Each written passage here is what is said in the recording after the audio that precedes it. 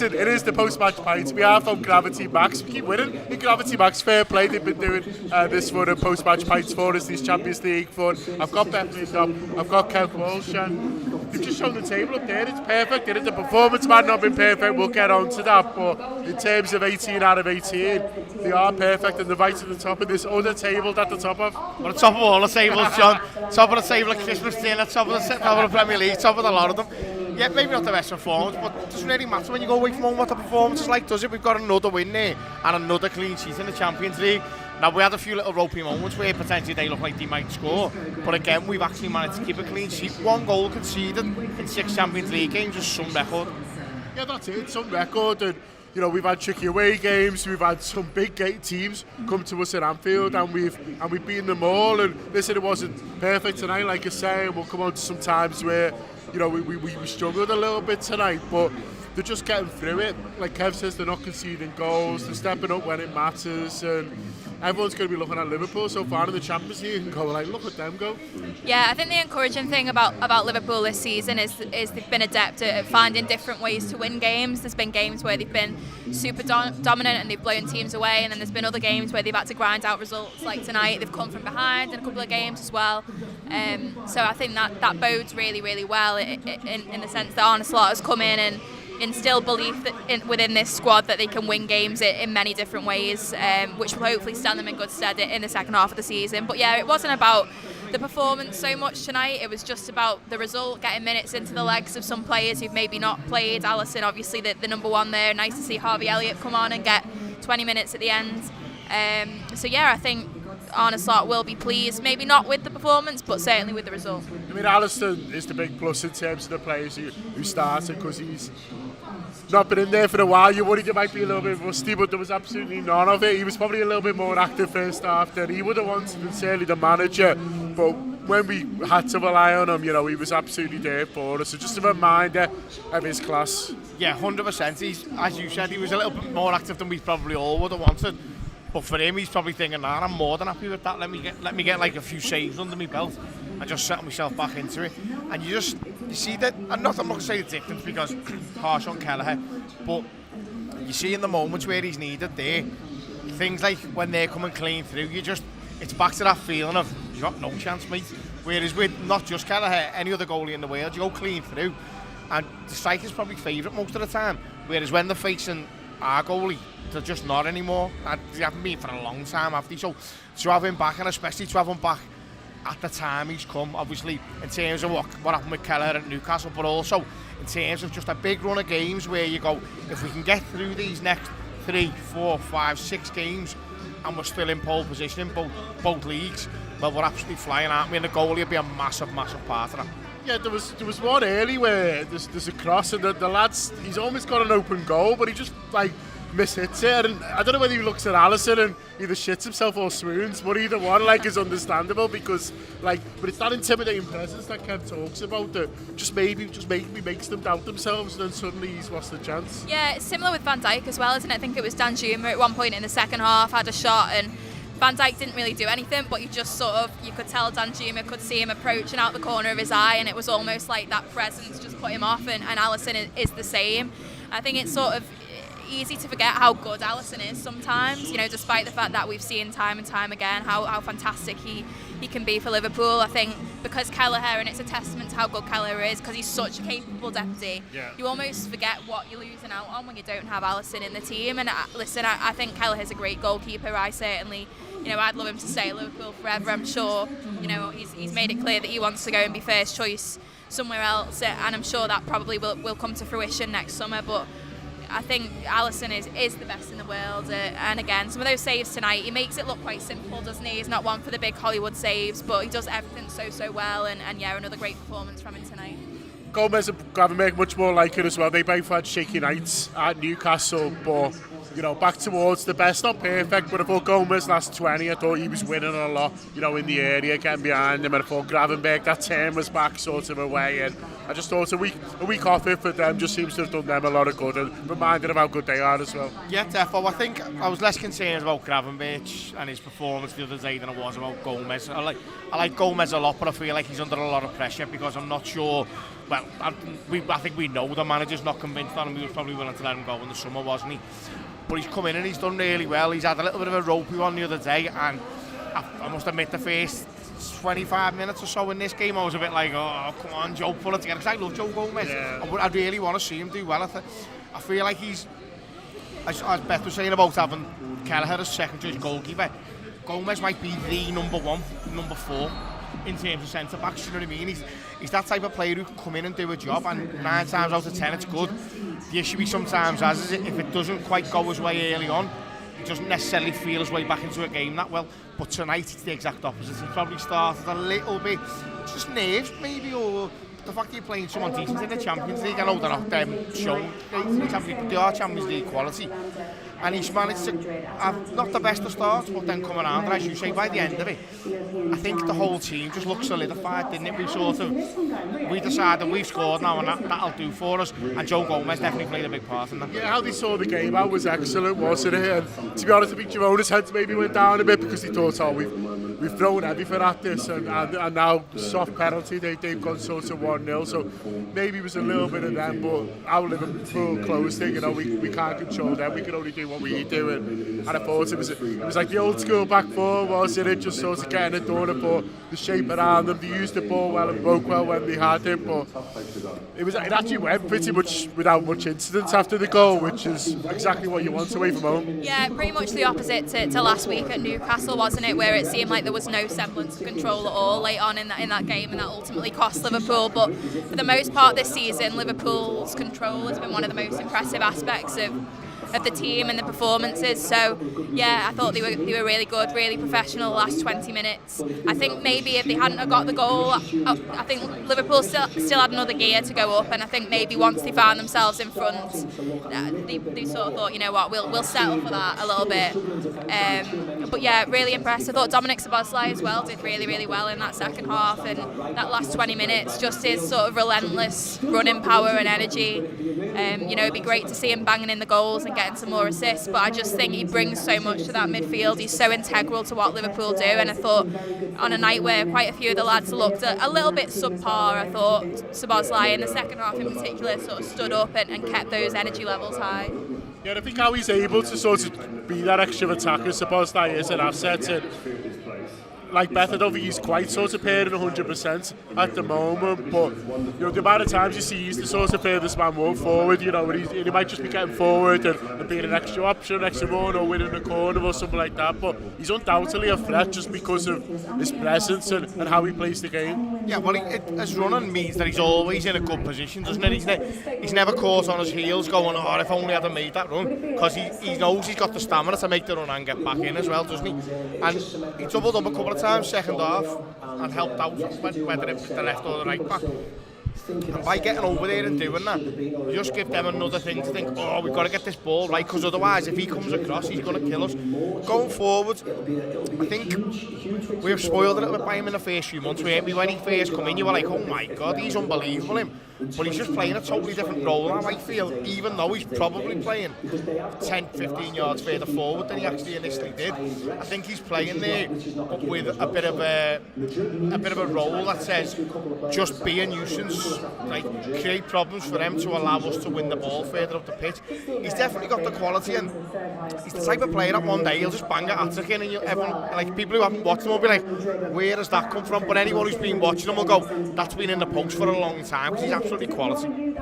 Well, you mentioned Elliott before, and it's worth highlighting because I thought he was really good when he came on. He's had to be patient both with his body and also even since he's been back fit, he's not actually played that much really. Apparently he was coming on when we got the penalty, and then he sat him back down, which is quite interesting. I think he maybe sees him as quite an attacking sub, whoever he comes on for in midfield. He came on for Jones in the end, so maybe thought, oh, that's now a more attacking move that I want to do at 1-0, so but I thought that was a little insight into maybe how he sees him. But when he did come on, those little pockets of space he finds, we haven't got another midfielder like that. I don't think at the moment who's almost like a genuine 10 really. He's supposed to like more base from there, doesn't he? He's got the energy to get into those positions, but the starting positions and where Elliot was picking that up, I thought, yeah, that's giving them something else to think about here and another sort of string to our bow, if you like. Yeah, he's a very unique kind of player, isn't he? And I think because he's barely been involved all season, I think it's a real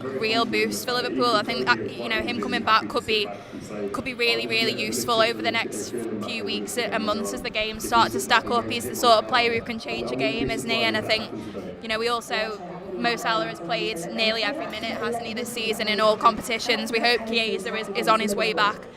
I know he was obviously ill the other day, which is why he missed training, but even having Elliot being able to come onto the right hand side as well, if Mo needs a rest, if they need to rotate there, or as you say, in that attacking midfield sort of as a 10, he's a super talented player. He was brilliant for Liverpool last season, and I think it will be, as cliche as it sounds, a bit like a new signing having him available over the next few weeks. Yeah, there's games there for him, either from the start or from the bench for Elliot, isn't it, Kev? And he showed tonight. I mean, he's shown plenty over, the last couple of seasons and beyond, really, that he's an asset for any manager, but he's shown a little bit more to Arne Slot tonight in terms of you can throw me on in the game and when he's on the pitch, and I like that about any footballer. Yeah, defo. I think, to be fair to Javier, you're sort of down on with faint praise a little bit there, aren't you? He doesn't need to prove anything to anyone. Whenever he's played for Liverpool over the last 2 years, 3 years, probably even going back now, isn't he? He's been brilliant. There's been some criticism maybe that he's not quite fast enough, but he's a bit like Peter Beardsley in that respect, in that he knows that, so he uses different attributes and different skills to make up for that, so that you very rarely even notice it with him. And I think getting him back now is perfect time, and obviously we've got McAllister missing the next game, haven't we? So you've at least got a sub that you can put into the midfield on 60. You'd imagine it would be Elliot coming on for Jones, for Zavos, for whoever, but it's just nice to have that option and it not be Endo or Morton. Now, I'm not saying that they can't come on, but if it's 0-0 and you're trying to make a change that affects the game, Elliot's the one you want. If you're trying to make a change to maybe take the sting out of the game, well, those other two are absolutely fine for that, no problem. But in the situation we find ourselves in now, every game matters and every game's vital, and when you've got players coming back and players who are going to be fresh like Harvey Elliott is, and players of his quality who are going to be fresh, that's the type of player coming back that makes other teams go, fucking hell out, and how they got this as well, do you know what I mean? So I'm made up to have Harvey Elliott back. I think he's a boss player, but I'm even more made up that we've got another top quality midfield option. In terms of negatives, they did concede a lot of chances early in the first half. Slot's built his reputation at Liverpool on control. We've talked about more control. Like the first half wasn't particularly controlled. Do you think the manager would have been concerned by that, or do you think he's probably looked at the game and thought, listen, they need to win, they're going to throw everything at it. I don't mind if this is a bit of a tennis match because of Bacchus. Yeah, I think he obviously probably would have preferred a bit more control, but I don't think it was too much of a concern. I think, listen, they've not played in a week, which when you consider how sort of intense the schedule has been the last month or two, it's quite a long time actually, and I felt like it did take a little bit of time to find rhythm for Liverpool. And I think even in the second half, I still think Liverpool looked some way of being sort of as slick as we've seen them at times over the last few weeks. But yeah, I think sometimes you just have to sort of hold your hands up and say, listen, like you say, they're attacking, they're out to get a win, they're at home. This was probably like the last chance really to, I know mathematically they can still qualify, I think, but they really needed a win, and so I think sometimes you just have to say, it's an end-to-end thing. And I think that the main thing was in the second half, Liverpool did assume a little bit more control, particularly when they went 1-0 up, and for Slot I think that will be the thing that matters most. Yeah, they get a few players who are lively but can't necessarily hear you, and you see that with sort of Danjuma, who's someone who will go past the couple but then just sort of blam it, and that's sort of what he's always been like, and we just sort of saw a bit of that tonight. And so you could do your own edit with it a little bit and think, I don't want us to be this open against Fulham at the weekend, or if they got players that can hear you, but at the end of the day, like Beth says, sometimes you are up against an opposition who are throwing a bit at you, and you know, they're going to create something, or do you think there should have been a bit more surety? Nah, not for me. Listen, if anyone, obviously, ideally, you'd like them not to kick the ball. We've got 100% possession, we win 10-0. But I'm yet to see a game like that in the 40 years I've been watching footy, do you know what I mean? Footy's not about that, is it? Footy at the highest level in the Champions League, regardless of what the club's name is. Girona are not a major Champions League name that we've known for years, but they've got Champions League quality players because they are, in fact, in the Champions League. So you're going to get times where, especially as the home team, players are going to go at you and they're going to hurt you. So you can't always expect your players to be able to just absolutely take care of everyone. That's not how football works. But the way football does work is they trust that if Andy Robertson gets done on one side, well, Virgil van Dijk will be behind him. If Trent gets done, Joe Gomez will tuck in. And if, God forbid, they both get done, well, that's why you have the best goalkeeper in the world, isn't it? And that's why we kept a clean sheet tonight, because a couple of times they have got through and you're going to get that. The goalkeeper's done his job. And then later on in the game, the players in front of him did the job, so it didn't even really get to him. So obviously you'd love to see them not get a kick of the ball at all, but it'd make for a boring watch if we're all being honest about it, and it's never going to happen. So if you're stressing about that too much, I wouldn't worry. You'd still love them to put the chances away when you get them from the forwards, and it's Darwin who gets the chances tonight. And it's been funny since he's been playing for Slotters. Actually, even when he's played well, he's not got loads of chances, but he got them tonight and fluffed his lines. The first one's quite tricky, and then there's one with a header which he makes a bit of a mess of, which I don't mind too much, but then there's a good chance straight after and he just goes into the keeper, and you just think, I don't think he's grabbed this opportunity. Jota's coming back soon and we're all delighted, and I think this was a real opportunity this time for Nuñez with Jota injured, and obviously with Kaiser being out as well, who can play a bit of 9, to really grab the shirt and say to the manager, listen, I'm your man, you know what I mean? You might not have started me straight away, but he didn't start Gakpo straight away either, but Gakpo, I think, has grabbed his opportunities better than Nuñez has, and tonight, he was just so frustrated tonight, and that's why I'm someone who likes him, because you just think, like, you can't back him to take these big opportunities, then, you know, he's going to find himself out the team when everyone's back. Yeah, I thought that Newcastle game last week was a really massive opportunity for him. It felt like the kind of game that would really suit him, and I thought he was pretty poor in that one. I thought he was better in some ways tonight. I do think he's an incredibly unfortunate footballer sometimes, because I think a couple of the saves that the goalkeeper makes in that first half, I don't think he actually does an awful lot wrong. I think sometimes you just need one of them to go in, and he gets a little bit unlucky.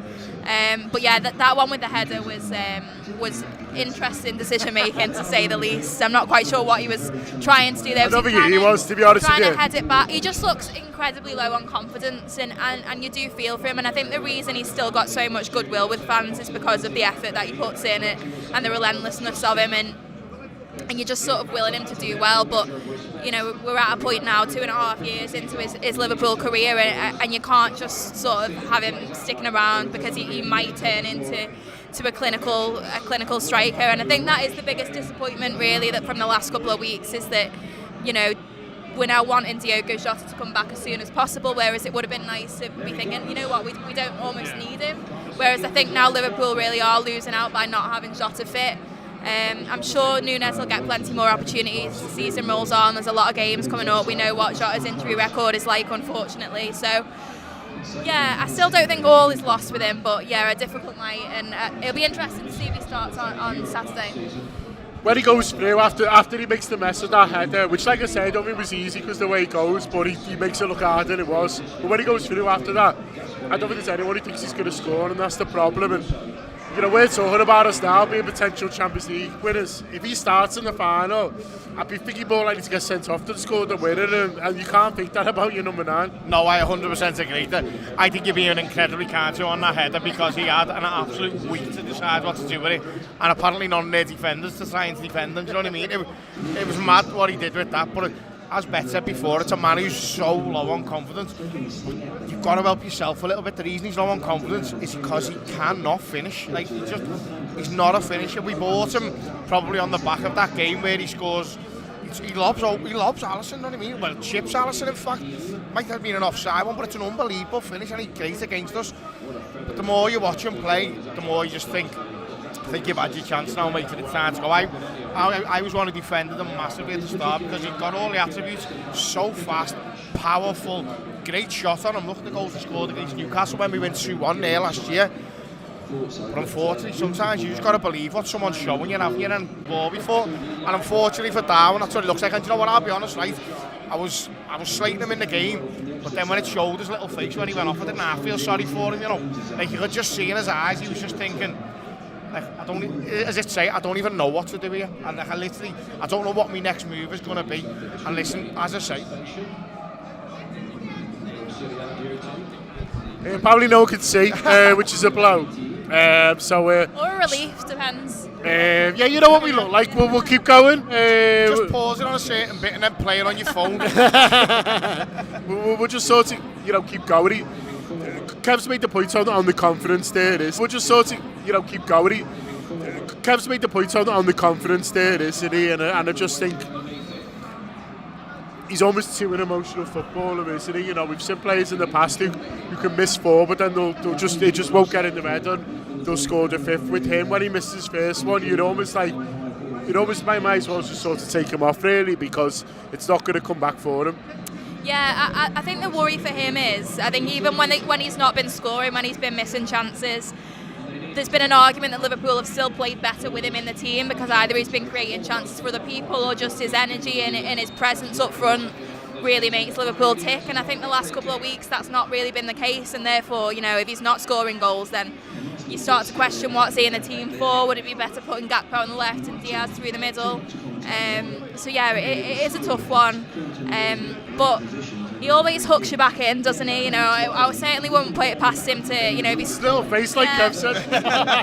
if he starts on Saturday and gets a goal, or the crowd, I'm sure, will be right behind him, and all of a sudden, then you're sort of convincing yourself that actually maybe he has got what it takes. So, it is a difficult one. I do feel for him. I'd love it if he did come back like that, by the way. And you say about the crowd have stuck with him, like whenever he leaves, and I sort of agree with you. I think it will be sooner rather than later now. I think the manager will be looking at it and thinking, what are certain positions I can improve, and 9 feels an obvious one. Not just him, but Jota, by the way, and his availability. He probably thinks that I need the number 9 who I know is going to be fit and can score. But if he does, and he does move on in the summer, I don't think you can say that the crowd at Anfield especially haven't got right behind him. No, 100%. And listen, that's quite often the case with players who maybe, especially if the outside world start telling us that they're no good, well, that's the time when you double down on them, you know what I mean? Divock Origi made himself an absolute folk hero, and if you'd listen to anyone else in England speak about him, you'd think he couldn't kick the ball straight. Nuñez might have a chance to do that, you know what I mean? It's going to be a long season, and there's going to be a lot of big games, hopefully. Do you know what I mean? There's going to be Champions League knockout games, there's going to be games where you need to bring someone on and other people are injured and all that type of thing, so it's not over for him, but it's a long way back from where he is at the moment, I think. One thing I will say is that I thought was interesting, Mo Salah gave an interview, I think it was earlier this week, in Arabic, and he got asked who was his favourite player that he played with at Liverpool, and he said Firmino, but then he said actually apart from Firmino now it is Nuñez. And you think if you've got he also said, like, I know everyone thinks he's shite, but it's quite interesting. There was that caveat, but for a player like Mo Salah, who I don't imagine gives compliments out too easily, he's made loads of goals for him, hasn't he? And I think that there is definitely that connection there. When Nuñez is on his game, I think it's obviously a super productive partnership with those two. So doesn't seem like Mo Salah has abandoned all hope of him coming good at this point. Well, listen, being Mo's mates might keep you around, so who knows? Can he see us again, yeah? Yeah, he can see us again, yeah. Maybe that'll keep him around. Listen, we're going to cut while the going's good. We're going to sort of get out. There's a lot to be Real Madrid on in the back, so we're going to go and watch that. And, we don't have to worry. We're going to top this little group and we're going to go on, hopefully, and win the Champions League. But listen, we're going to go and watch that. But thanks a lot to Kev, to Beth, for you guys to join us. Obviously to Coventry Max as well. It's been great watching the game here tonight. We've had a nice full room. Loads of people have come down to say hello, which is really nice. Bit of food, bit of drink, and enjoying the Reds at the moment. How can you not? Thanks a lot to the guys again, for you guys, up the Reds.